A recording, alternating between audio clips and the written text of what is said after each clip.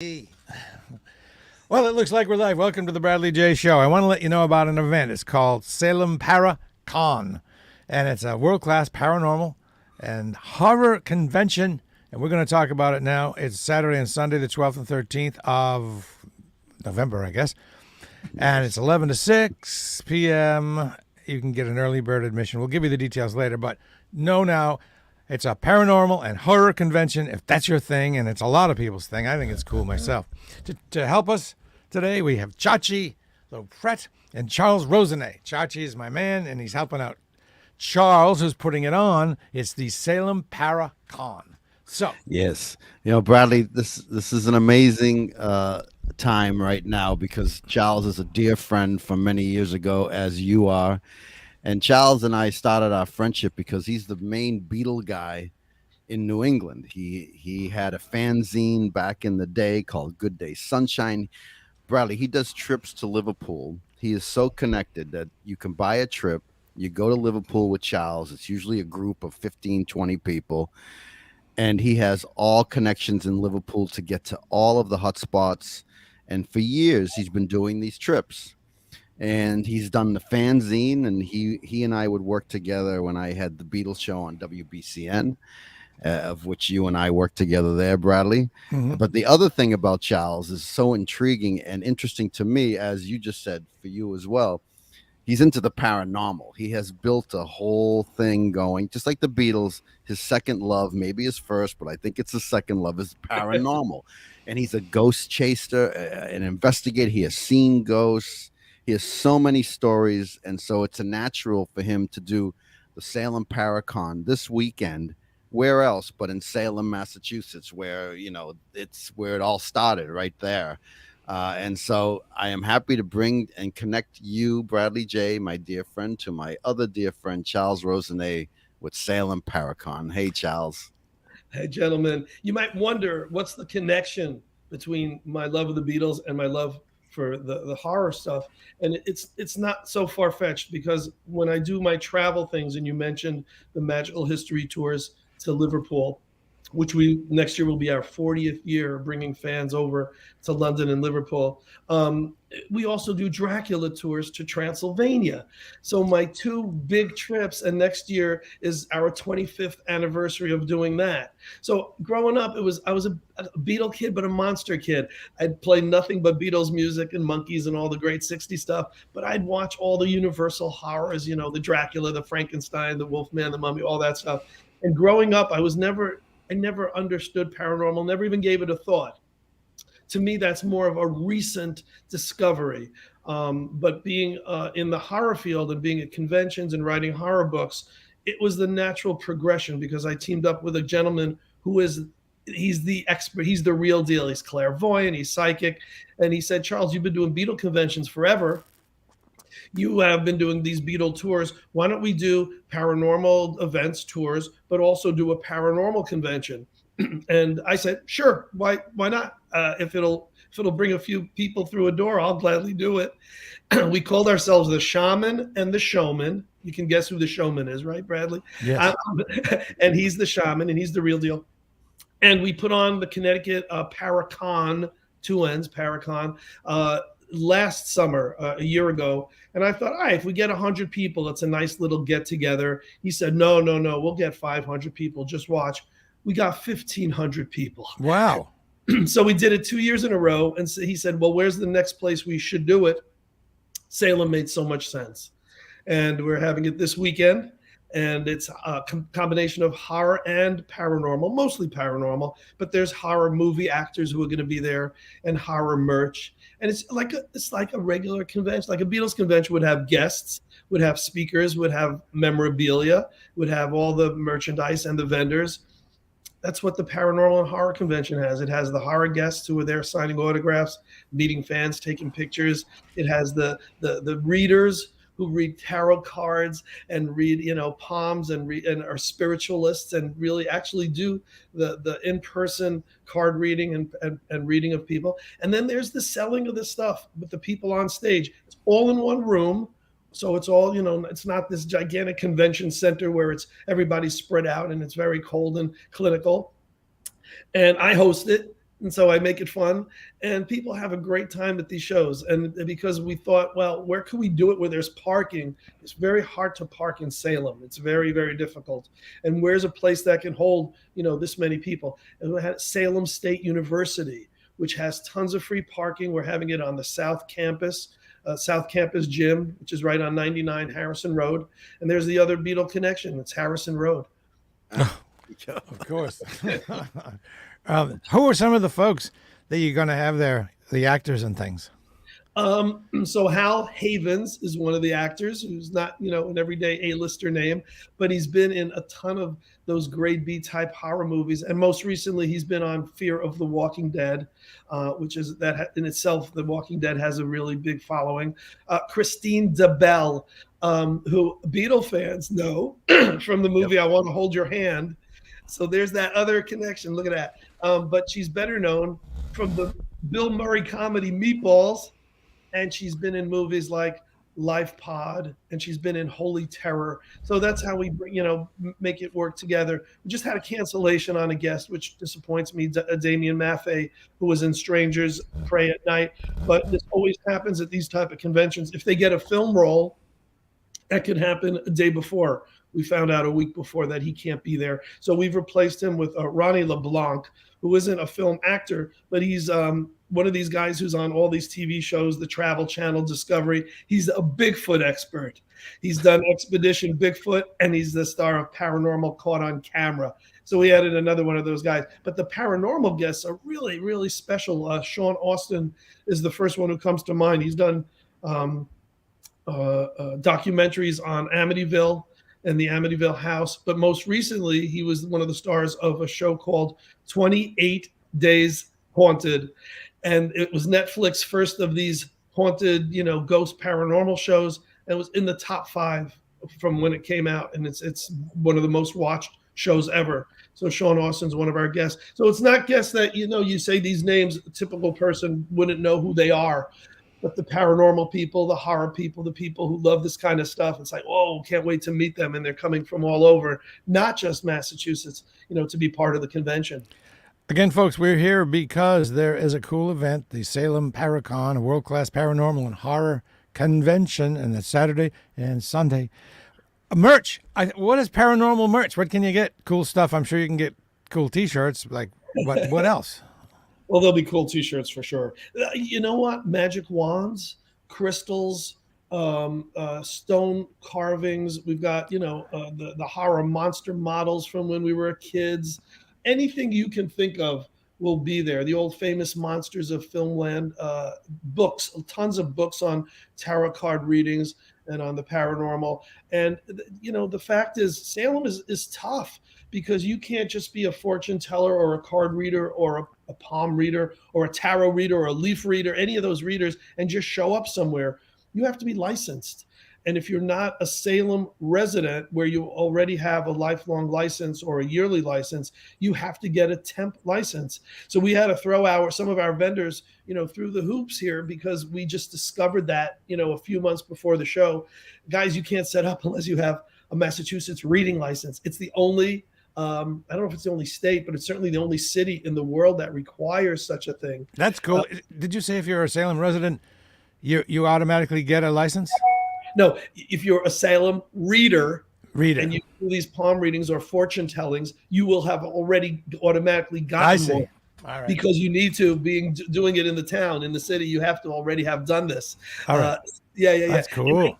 And they do it, and I get why they do it, because they don't want people walking in on October 31st from New Hampshire and Connecticut and Maine and all over and just setting up, a table in the street and doing this fortune telling and hurt people that do it year round and that's part of the community. I get it. It makes sense.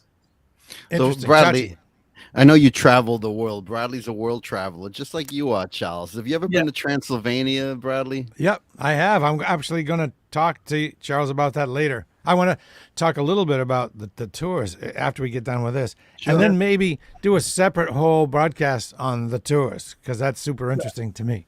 Sure. Tell me, I guess, since Chachi brought it up, let's do it now. Tell me about your tours. I flew to Bucharest, but due to rabid dog scares, I just got the hell out of Bucharest and went. Rabid dog scare. That's what they don't call them rabbits. They're dogs. They're actually wolves. All right. So I just got directly on the train and went to Brasov, and Yeah. then Wow. Sigashura, Yes. and then Sibiu, and Oh, then man. over all the way to Timisoara, and then to Belgrade in Serbia, and left from there. So Sigashura was my favorite, but the big long train ride from Sibiu through Transylvania to Timisoara was, exactly like you'd hope. And Sigashura, I'm sure I'm saying it wrong, Sigashura, but was so spooky. And I was followed. I'll send you the video. I walked to a cemetery up this long stairway, and there was Right. a weird, big, giant dog following me. Looked like a wolf, and there was a fire, and there was smoke. I have it all on video. I'll send it to you. Wow. Chachi Loprete is where Vlad was born. That was his birthplace, and it's a walled city. It's ancient. The churches are unbelievable. One year we came there, and they were doing some excavating around the churches, and there were human bones everywhere, just laying around the church. And when you walk to the back of the town, there's this haunted enclosed stairway up a ton of steps that take you to the cemetery he's talking about. And the cemetery is so strange because there's normal gravestones, and then there's layered gravestones. And there's always this one mad dog that greets everybody there that supposedly has been there 100 years. So I don't think it's an actual dog. I think it's the spirit of this insane dog that greets people. So what color was the dog? It was black, right? It was dark charcoal, like a black. Yeah. Okay. That is freaky, man. What we do is we don't take a train. So we get there, we spend a night in Bucharest, which is the capital, of course, of Romania. We then take luxury coaches to all these places that you're mentioning, but we follow in the footsteps of Jonathan Harker. So when we eventually go up the Borgo Pass into the Carpathian Mountains, we've already, done the things that Jonathan has done, visited the place where he stopped at a hotel to have his brandy, which is actually a blood brandy. And what we do is we combine the legend and the fiction and the fun of Dracula through Bram Stoker's book with the history and the truth of Vlad Tepes, Vlad the Impaler. And in that week, we go to Sibiu, which has both Frankenstein and Dracula connections. We go to Sigashura. We go to Snagov Island. I don't know if you were able to get there, but Snagov, the monastery, is where Vlad is supposedly buried. And the reason we say supposedly is because about half a century ago, they dug up his grave. Blasphemous. And instead of finding him, they found animal bones in there, and the skull was missing. And when you have an evil person in those days and you wanted to make sure they didn't come back to life, you buried their body and their head separately, and you buried, and if they thought they were a witch, getting back to Salem, if you thought they were a witch, you might bury them with chains over the coffins, so that if someday they were able to get out, they wouldn't be able to get out past the chains. It's a lot of great stuff. It is. You're a really interesting guy, and people will be able to talk to you at this event, right? At the Salem Absolutely, yeah. We're on Para stage Con. both days doing, seminars and talking about our paranormal, history and the things we do. And I put it into a few books. I mean, my most recent book is True Ghost Stories of Connecticut, which is more personal to me, being a Connecticut guy. But there were so many books out there which told this is a haunted place. This is a haunted place, and this is its history. I wanted to know what happened to people at this place. You could go to the most haunted place on the world, and you go there and you take your pictures and you leave, and I wish a ghost visited us. Or you can go to a place that no one's heard of and have the most unbelievable paranormal experience. So I have the best of both worlds in the book. I got people to tell me their most haunted experiences at some of Connecticut's most famous haunted places, and things that happen to them in their homes, in theaters, in opera houses, in all these amazing places. And my criteria for the 30 chapters, which I wrote a few of them myself, the criteria was A, it had to either happen in Connecticut or involve Connecticut in some way, and B, it had to be true. I wanted it straight from the horse's mouth, from the people who experienced it. I didn't want embellishment. I did in my own story. My daughter said, "Hey, that's great, but you can make it more scary if you add." And I go, "No. I don't want to make it more scary. I want to tell the truth."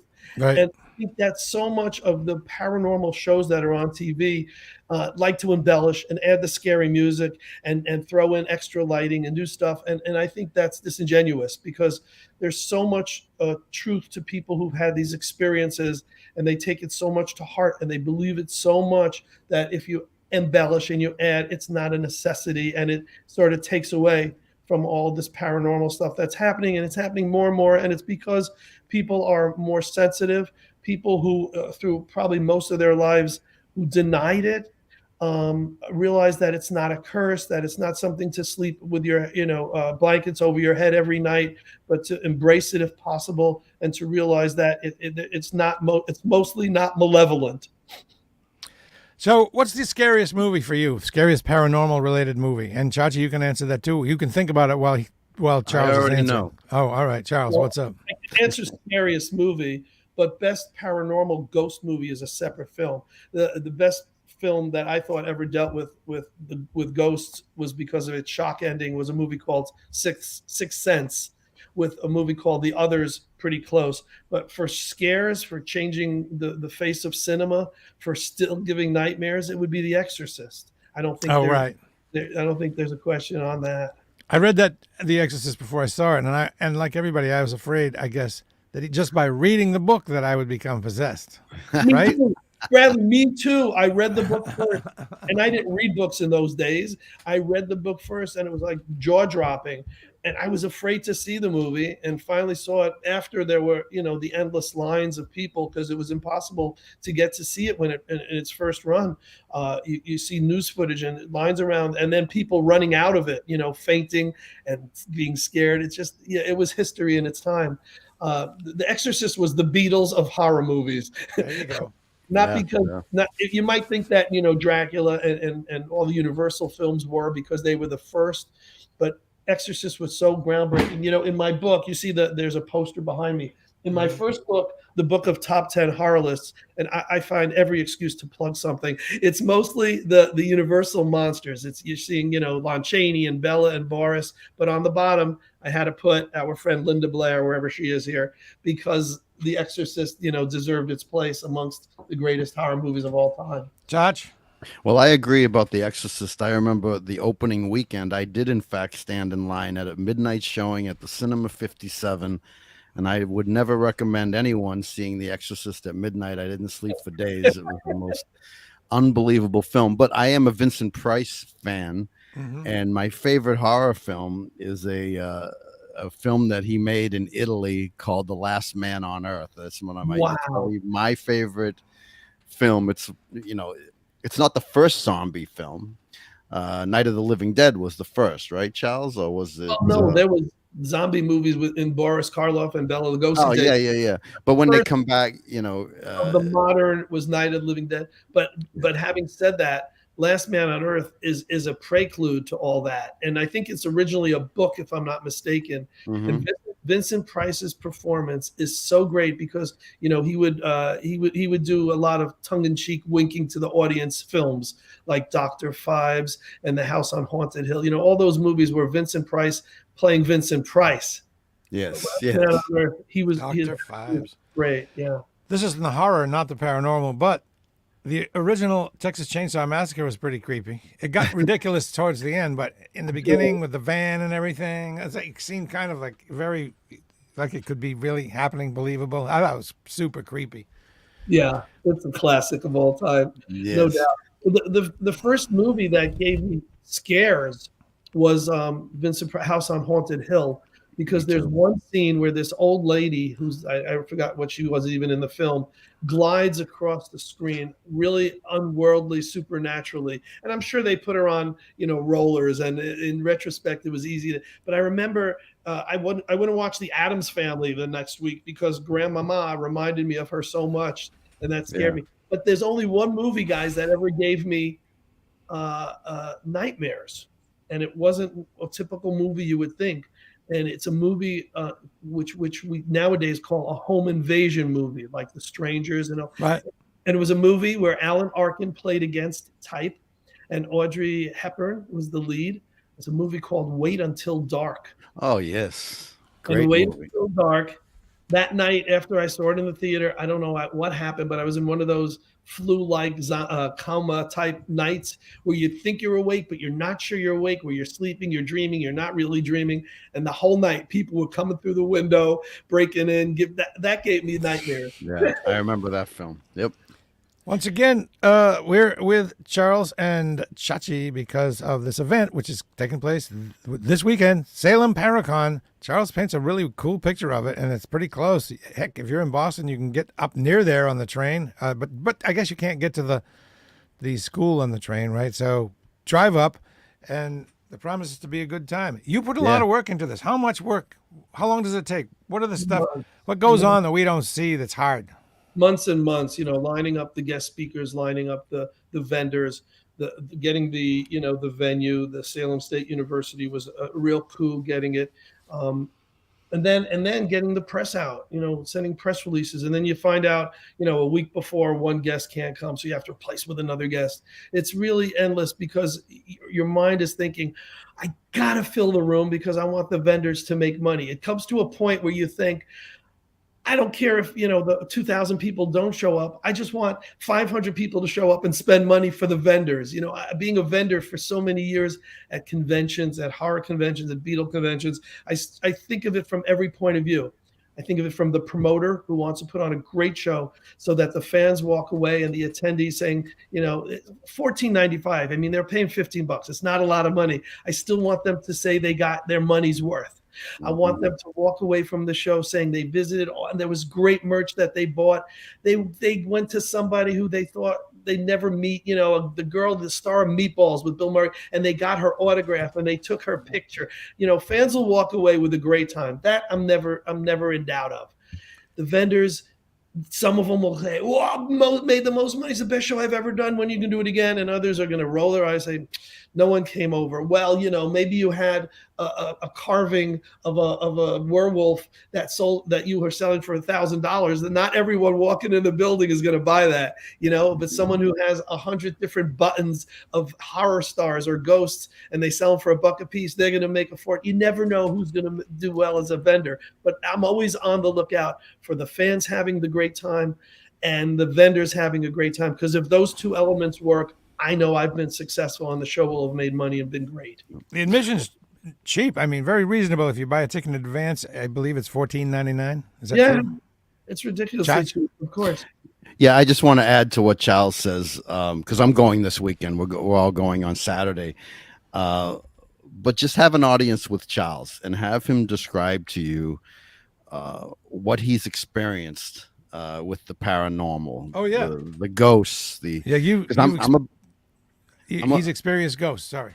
Yeah, I'm a believer in that stuff, and I'm very interested in if there is life after death and ghosts and so on. But Charles is the consummate storyteller, and he, like he says, he tells the truth. He doesn't embellish. He doesn't, tie it in a nice knot. The story is, or a nice bow or ribbon. The story is what it is, and you sit there. And I spent time with him a few weeks ago at MegaFest. And he just blew my mind with his stories and his book with the photos of these images and the pictures. I mean, and you get to meet those kinds of people all under one roof. So I'm looking forward to that. It's going to be a lot of fun. So when folks go up this weekend, they can see both Charles and maybe even Chachi. That's Saturday and Sunday, 12th and 13th, 11 a to 6 p. Unless you want to get there early and you have the special early bird VIP admission. What do you get with that? What happens during that 10 to 11 hour? So you're spending an extra $5. It's $19.99 to be a VIP. You get to go to the vendors before anyone else. The plus of that is if somebody has that, one item that they only have one of, you'll get first crack at it. Also, you won't have to wait in line to get autographs and take pictures with the celebrities. You'll be the first one. And if you're into, the things that are on stage, if you want to hear all the guest speakers and all the lectures and all that, you can get front row. So there's perks to being a VIP for the extra $5. And you mentioned Chachi, thank you very much for mentioning me being a great storyteller. You can tell I yap and I like to fit in as much as I can in a short time. Ironically, the most amazing paranormal thing that happened to me happened in my own home, and my wife would not let me put the story in the book. because she's too superstitious. And also she feels that if I put it in the book, people would come to the house as explorers and investigators and bring equipment and then, try to see if there's any ghosts around my house. And my house isn't an old house, it's from the 60s, but I had the most amazing occurrence there. And it wasn't until, I started doing these paranormal events and put out the paranormal book that I realized that other things happened to me through the years, which I just sloughed off as, all right, it happened. It's unexplained. And a great example of an unexplained occurrence happened with us when we took people on one of these expeditions. We do group, the shaman and the showman, my partner and I, wrote in our book, and we put together these conventions, and we take people to different places. And one place we took people to was a place called Dudleytown in Connecticut, which if you're in Connecticut and someone says to you, hey, have you ever been to this scary place? Usually people will fill in the blank. You mean Dudleytown? Because Dudleytown was this area where British colonialists, whatever, were banished. They were banished, as you know, to most of parts of New England for some reason. And so many places in Connecticut and Massachusetts were named after places in England. And this happened to be a place called Cornwall. And they were sent there because England wanted to get rid of these people. They were insane. They were families that were nuts. And they sent them to this area, which they self-named Dudleytown. And the Dudleytown people started it was incestual. They started killing each other. They finally killed themselves, and all that was left was their homes. And well, it was a cursed land. So as years went on, this legend grew of this area, Dudleytown, to the point that the police had to cart off. You can't go there anymore because occultists were going there. Sacrifices were being made with animals. It really got crazy for the years. And then bikers were going there, and who knows what was going on. It became a part where, druggies would go. Anyways, closed off. The townspeople didn't want anyone there. And it was sort of forgotten. And Nick and I brought a group of hikers up to Dudleytown, and that was our way of getting there. And a state cop passes us, then we're waving. He goes, "You're hikers?" We go, "We sure are." We keep going, because if you say you're a cultist, if you say you're going on a paranormal, if you use the word Dudleytown, you're not allowed to. We go there, and it's a group of about 20 of us. Everybody is freaked out when we get to this one point of the field, and guys, it gets silent. What do I mean by that? There's no longer the crickets. There's no birds flying. There's no sounds whatsoever. So that's weird in its own. One gal talks about a shadow figure that she sees jogging across, which we explained to her. No one can jog across here. There's no jogging area, and nobody else saw it. One other girl from New Jersey, her name was Tracy, had palpitation. She said she's been on 100 different investigations and never felt such pressure on her body. She just felt she couldn't breathe at one point. She had to sit down. But there's one guy who was on this trip, and he was there because his girlfriend was into it. He was one of those skeptics. He was the non-believer. He's rolling his eyes. He's checking his phone. And all of a sudden, we're all pointing to him.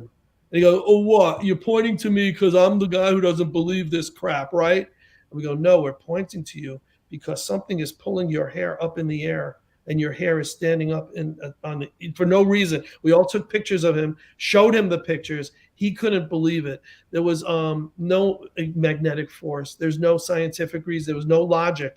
But sure enough, his hair was being pulled straight up in the air, and we took pictures of it, which I included in the book with the story. And I share that because, guys, I didn't believe this stuff, and I don't know if I still do. It's hard not to believe things that are unexplained that have happened to you.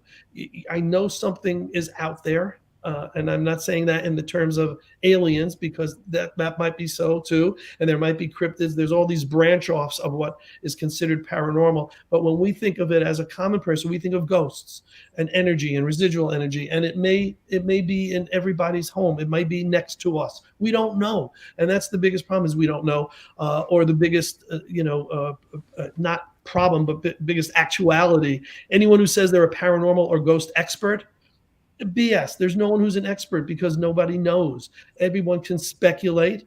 I mean, I have my theories, and I think they're good theories, but nobody really knows. And I don't remember what the original question was, but I hope I told a few good stories. You were just sharing an experience, right? Yes. Exactly. Well, it's so great to talk to you. It sounds like a super fun event. Saturday and Sunday. It's Salem Para Con. Charles, you're cool. I hope everybody gets a chance to meet you in person, and maybe Yes. some folks get to meet Chachi as well. So, Chachi, I want to talk to you a little bit about last night after we say goodbye Great. to Charles.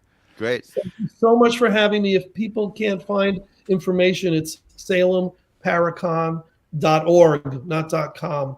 And that's the best place to look. It has the schedule, it has the dates, it has the tickets and everything else. And I hope everybody stops by this weekend to say hello to Chachi and Charles. Yeah. Okay, so it's SalemParacon.org. Yes, Yes. sir. Paracon is spelled P-A-R-A. CON. Okay, good. Beautiful. Thank you so much. Fantastic. We'll Thank talk you to you so again.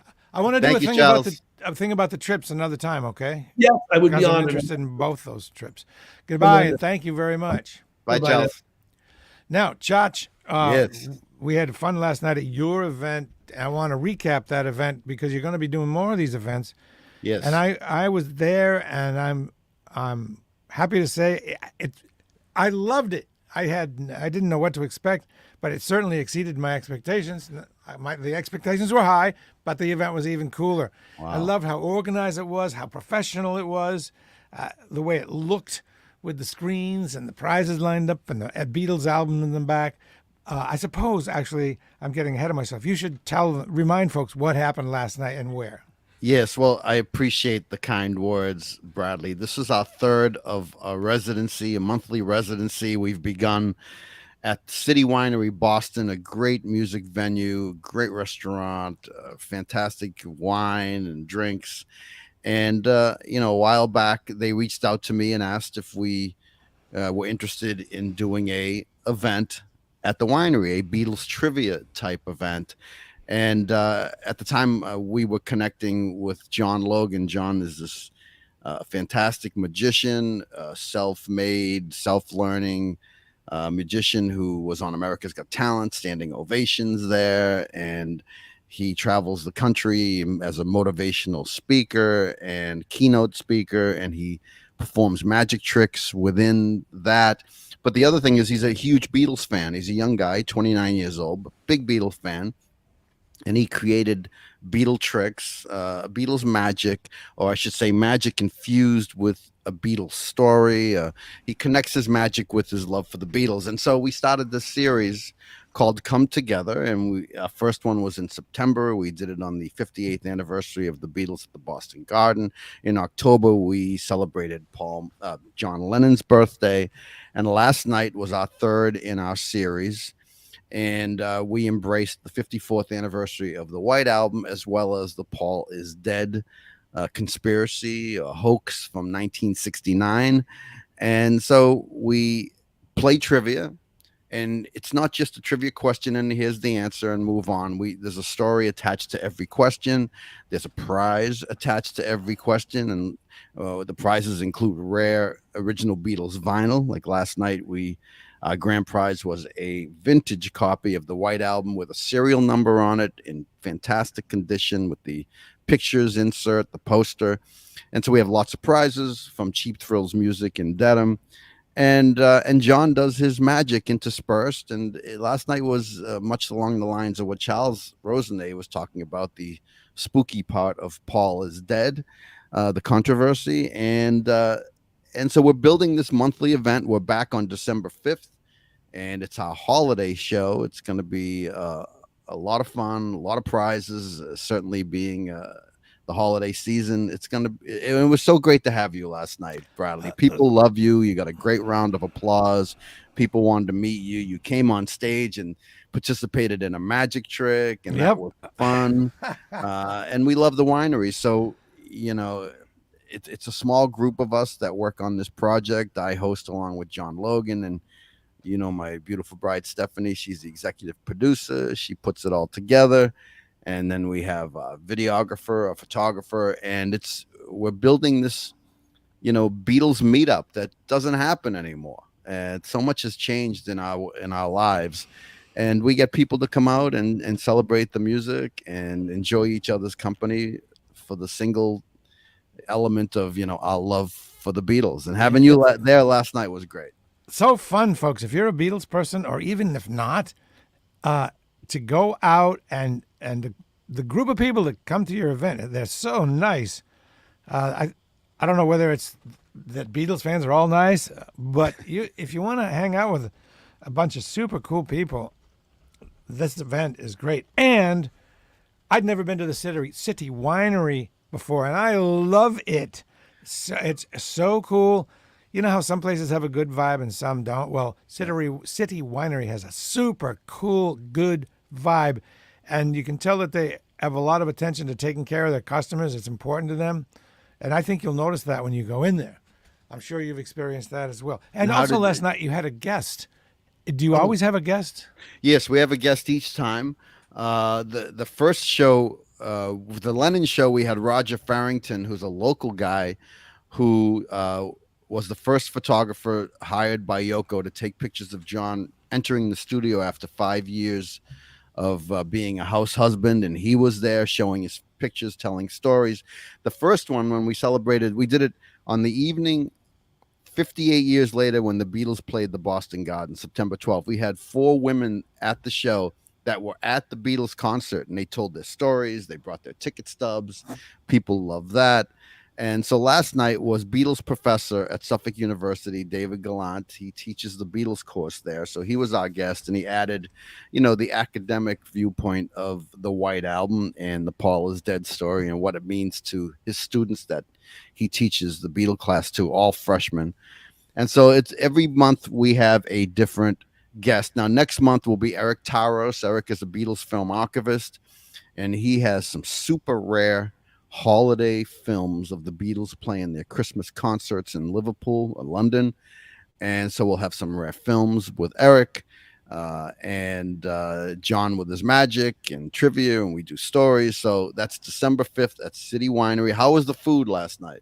It looked fantastic. I had already eaten. I didn't eat it, but I wanted to eat it. It looked great. I had the burger looked fantastic, and everyone seemed to, and also the pizza looked super good. It wasn't just, It was good pizza, like really high-end pizza. Yes, very artisan food pizza there. The salads are great. We love the kale Caesar salad, and so it's a great menu, great selection of wine, and they love you there, Bradley. And you're going to see a show there, right? Yeah, absolutely. I think it's a week from Wednesday. Is a band that I've been playing on the radio on my post-punk radio show since the 80s. I do a show at WZBC in Newton, which is part of the group of college stations in Boston, like WMBR, where Carter and Oedipus came from, and ERS. It's all the college jocks, and we're kind of a crew, and we all love. Well, most of the folks know and love this band, the Chills, and the Chills have been on my road trip playlists for so long, and a lot of people don't know about them. But if you're in the know, they're super cool, and they're coming to the City Winery. So I'm extremely excited about that.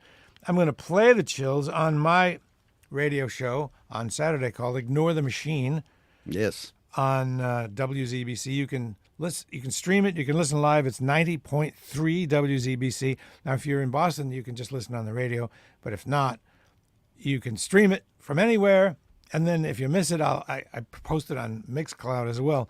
So you'll be able to hear that band, and it's a pop band, but I can't describe it. Super good. They're not anything that you'd have to be into. It's not like goth or anything. They're normal. You would dig them if you knew about them. Well, we're looking forward to that. And if I may, that's the great thing about the Beatles. It attracts so many different people of so many, a vast age group. We had an 18-year-old there up until 70s, people of all ages. We have another event coming up that I would like to plug. November 29th, I am hosting a 20th anniversary screening at the Regent Theater of the Concert for George. It was 20 years on November 29th. I can't believe it's been 20 years since that concert. So we're screening it at the Regent Theater. I am hosting it, giving away George Harrison vinyl. Gary Backstrom from Jiggle the Handle and the Gary Backstrom Band will be performing a few George tracks, and then we'll watch the remastered version of this film. It's a global event, and Olivia Harrison and Danny Harrison made a welcoming video to run before the film. So it's a big global event. I'm very excited to be participating in the Concert for George at the Regent Theater on November 29th. Like I told you last night, Chachi, I'll tell everybody else that when I saw Chachi working last night and doing his job and saw how professional and slick and how everything moved along in a really pleasing way, you can just tell that Chachi's been doing events for years and years, from so many WBCN promotional events to screenings. Yeah, he knows how to make it work and make you feel good. So that's cool. Well, coming from you, that's a huge compliment. And you and I have started that journey pretty much together back in 1981 at WBCN. Yeah. So that's where we first met. And you've hosted. Listen, you've been in front. We both of us in front of 50,000 people at Sullivan Stadium, Foxborough Stadium, Gillette Stadium. And and there was someone we wanted to introduce you to who works at the winery. Apparently, she's a huge Bowie fan, Oh yeah. and we were gonna connect her to you because she just wanted to hear your stories of meeting David Bowie. But Who's that? I don't know the name. Scott Feldman told me about her, and I said, well, we should connect her with Bradley because Okay. you've had interactions with Bowie. But Yeah. thank you for the compliment. But you and I have both hosted many, many events, from screenings to what would you do to win U2 tickets? I remember you doing Oh that. my God. Yeah. That was over in Fresh Cambridge. Pond at a car dealership, Yeah. and it was cold. It was kind of like around now, right? It was cold. It was cold. And people, there was a flatbed truck, and we did. Anybody who wanted to win U2 tickets had to think of some crazy thing to do, and the most impressive person, as decided by you, I guess, or you and Few of us. yeah, would win U2 tickets. And there was one woman who got mostly undressed and wore some scant clad, and then covered herself with some sticky stuff, and then covered herself with feathers. Remember that? In the freezing cold. But the winner ate 104 goldfish because BCN is 104.1, 104. I know. Did you know that? I mean, that's pretty serious. That is serious. I do remember one of our contestants put his head through this giant board, and everyone had to throw water balloons at him or something. I have pictures of that. But yeah, we have so many experiences in hosting events. So you're a consummate professional, and I've gotten better as the years go by. But thank you. It's fun to host those events, and it's all love. It's when you go do a Beatles event, it's about the music, it's about the love for the band, and so yeah, you get those really nice people to show up, and they just want to celebrate the music. So it's fun. One other, before we go, what was the event? Not the event, but the contest where that it resulted in a Volkswagen being made into a stone. Yes, that was the BCN 25th anniversary, and someone would win $25,000, and you had to best adapt the BCN logo to something. And there was this character, this nice guy, who got a Volkswagen and built stone around it so it looked like the Rock. The Rock of Boston. The Rock of Boston. And we chose him. And for the longest time, Bradley, you remember, I think the Volkswagen Bug sat on the sidewalk right in front of BCN for a long time. And I have a picture of a group of us with Nick Lowe sitting on the car. It sat there for a while. But yeah, this guy won 25 grand, and he just built, fake rock, paper mache rock all over the Bug, and it looked like the Rock of Boston had our logo on it, and he was the winner. And there's some stuff that's hard to believe that was done now. For example, giving away all the tickets to Aerosmith at the Worcester Centrum for the 20th anniversary, right? That's Bradley, amazing.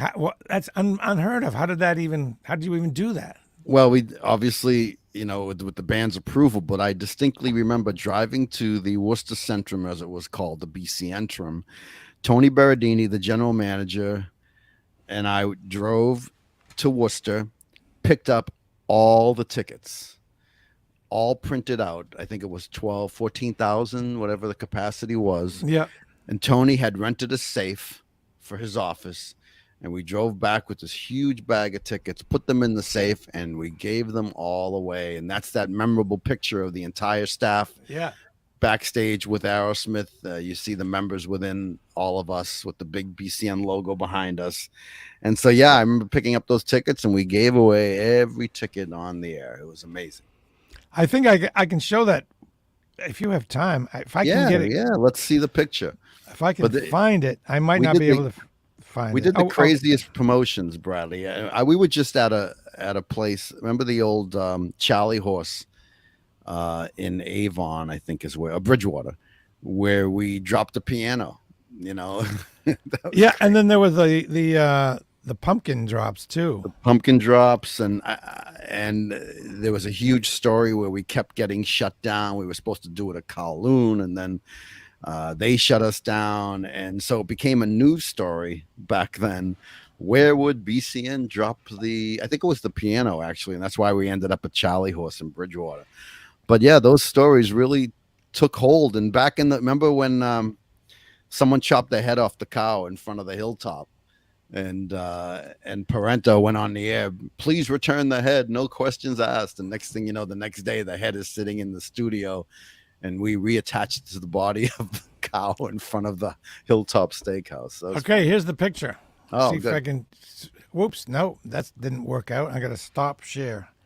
How do you do holy that? cow! Look at that. I got to get rid of that. What did I? Let me try one more time. After that, Yeah. we'll give up. Oh, try it. They changed the way you do this a little bit. Ah, I had the wrong. There it is. Wrong one. Oh, what's this Oh, one? well, wait a minute. That I don't know if that's the Rock of Boston concert at the Garden or it's the Worcester Centrum. But I was thinking of that other one backstage with all of us with the BCN logo behind us, and then Oh. Aerosmith is in. They're within the group. Well, dude, this might be Worcester Centrum because look Could be. look at the people back there. Yeah. All right, Look at Daryl Martini. and, Daryl Martini, Judy Carlo, Judy Scooter on Carlo. Sports, Billy Yep. West, Tammy Heidi, Catherine Lauren, Peter Choice, Albert O, Lisa Traxler, Oedipus Carmelita, Steve Strick, Ken Shelton, Parento, Berardini, Yeah. Bob Cranes. Yes. It's Tom Sandman. Yes. All right, enough of that. We're having too much fun. We need to save some Great of the fun. picture. Some of the fun for another day. There we go. Okay. Well, Well, Chach, I'll talk to you soon, and I can't wait to go to the next Beatles event, and I know you're going to have fun at the Paracom with Charles. So now, Bradley, before you go, someone would like to say hi to you. who's that? Over here, boo-boo. Oh, look at the executive producer The night before. of the whole thing. So this is your beautiful bride, Steph. Isn't she lovely? My beautiful bride, Steph. Oh my gosh. She put the entire city winery thing together. She's the leader of it all. She made it happen, so good for her. We love her, and I love her too. So, very briefly, Steph, you told me that I met you for the first time at WZBC, the college station, in the 80s. And for some reason, I gave you my resume, which was weird because you were a student then. Why would I give a student my resume?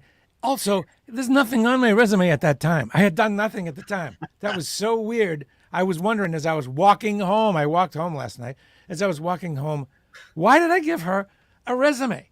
That was the dumbest thing ever. Anyway. No, it wasn't. Listen, everybody was all working it back then. You had to do what you had to do to get on the air and make the connections and make it happen. And Right. clearly you did. So Well, I knew that you were going to be somebody, so I wanted to get in on the ground floor. Yeah, she is. well, somebody. I felt the same. And then I'm like, oh my gosh, this is Bradley J, the guy I met in the studio in CBC. Yeah. There you go. See, it works. You were working it because it works. Because here All you right. two are. Team, well, we'll see you next time, and have fun on Saturday at Paracom with Charles. Yeah. I just wanted to say how much fun we had last night with you and to see you out and about and like It was fun, post-COVID too. energy. You look great. You I feel haven't been great. out. I haven't been out much since stupid COVID, and even when I had a chance, I'm like, But this one, because they're not that much fun, a lot of them. But this one, the thing you guys put on is super fun. I'm going to see you again. Well, we hope so. But Steph, realize that he left the winery. How many miles did you walk? He walked home and got home at midnight. I don't know. It might be. serious? It might be Oh, like no. 4 miles or something. 4 It took- miles? It took 2 hours. I'm a slow walker, but it was neat because I walked through, the what do you call it? Haymarket area, through the pubs, then Faneuil. down Washington, through the park, through the Boston Common, It was pretty spooky, but I had this look like a cop jacket on, so nobody hassles me. Then all the way down Newbury Street, and then down by Fenway Park, and blah blah blah. And you could see how Boston had changed. Oh, that's a new building. That's a new building. The street that BCN used to be on, Boylston Street, used to be this beat down street with a Burger King, a 7-Eleven, and a McDonald's, and a post office, and a Walgreens. And now it looks like New York. It's the weirdest thing. Yes, And it's to true. see all that's changed and on that walk, I'm actually going to do the walk again and take the camera and stop and do a video of everything that's different for everybody to see. So maybe next time I go to your event, I'll walk home and make that video. So Doing there a you little go. jaywalking. Yeah, that's right. Jaywalk. But it's like the Grand Canyon. It's like being at the bottom of the Grand Canyon. I went to Boylston Street and I'm like, holy crap. Like, when did this get to be like umpteen stories? It's the best. It's the most New Yorky street in Boston, and it's the good kind of New York. I don't know. It's kind of exciting there. So many restaurants and shops that seem to be independent businesses. They don't seem to be like big chains. Maybe they're small chains I don't know of, but they're kind of interesting. Well, you can get fried green tomatoes there, and that's good enough for me. It is. One thing that freaks me out is that those two gas stations, they're still selling gas for for high test $5.29, and regular gas is like $4.50. I don't get why those two gas stations are. Why would anyone buy gas at stations like that? It's so weird, and why there, I don't understand. I don't know. Everyone's hopping on the Fenway. Let's make money. You go to an event now, you pay $50 to park. It's crazy. Yeah, that's what we use the gas stations for, is to park. I guess. I hope that they knock those gas stations down and build two more great big buildings, because I can't stand those gas stations. They've ugly. Been offered many times. They could make a lot of money for that property. pave the gas station parking lot and put up a paradise. There you go. Okay, we should end on that because I want to save some fun for next time. So, Steph, Chach, thank you. Bradley, thank you so much. So great to see you. Boston is back with Bradley on the beat. There you go. See you next time, buddy. Okay.